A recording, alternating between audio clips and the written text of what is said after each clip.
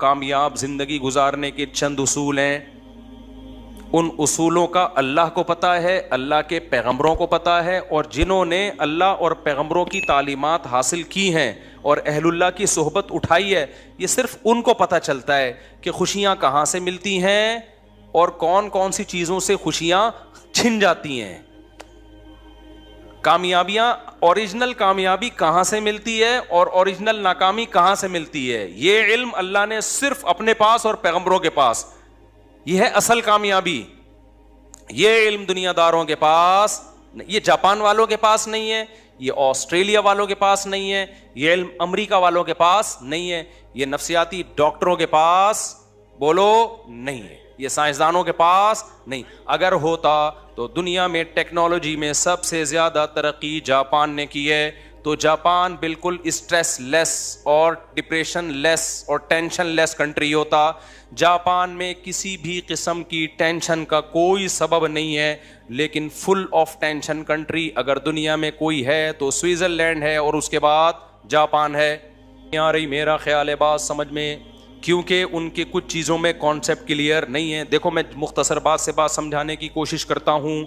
آپ کو پتہ ہے انسان کو دنیا میں اچھی لائف گزارنے کے لیے کس چیز کی سب سے زیادہ ضرورت ہے, پتہ ہے آپ کو؟ یہی نہیں پتا آپ کو؟ پیسے کی بھی ضرورت ہے یقیناً, گھر کی بھی ضرورت ہے, گاڑی کی بھی ضرورت ہے, سواری کی بھی ضرورت ہے, چنچی کی بھی ضرورت ہے, صحت کی بھی ضرورت ہے. سب سے زیادہ ضرورت ہے ریلیشن کی, محبتوں کی. انسان تنہائی وقتی طور پہ برداشت کرتا ہے, بائی نیچر انسان تنہا پیدا نہیں ہوا. سمجھتے ہو کہ نہیں سمجھتے؟ اور تنہائی کا مطلب یہ نہیں ہے کہ لوگوں کے بیچ میں آپ بیٹھے ہوئے ہو تو تنہا نہیں ہو, نہ. اگر لوگوں کے بیچ میں آپ بیٹھے ہوئے ہو اور ان لوگوں کو آپ سے کوئی لگاؤ نہیں ہے, محبت نہیں ہے, تو بھی آپ تنہا ہو. سمجھتے ہو کہ نہیں سمجھتے؟ تنہا آدمی جو ہے نا, جس سے کوئی محبت نہ کرے, چاہے وہ مرد ہو یا عورت, وہ برباد ہو جاتا ہے.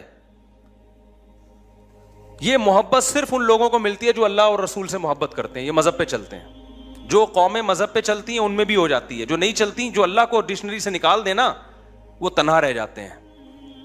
کیونکہ اللہ کو آپ نے بیچ سے نکال دیا, آخرت کو, جنت جہنم کو نکال دیا. اصل میں تو اللہ کو نکالو گے تو یہ ساری چیزیں آٹومیٹیکلی نکل جائیں گی. تو پھر انسان مادہ پرست بن جاتا ہے. پھر انسان کیا بن جاتا ہے؟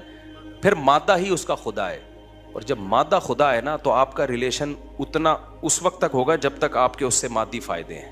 جب فائدے نہیں ہیں تو ریلیشن گیا تیل لینے. تو پھر یہ مادی حیات بن جائے گی.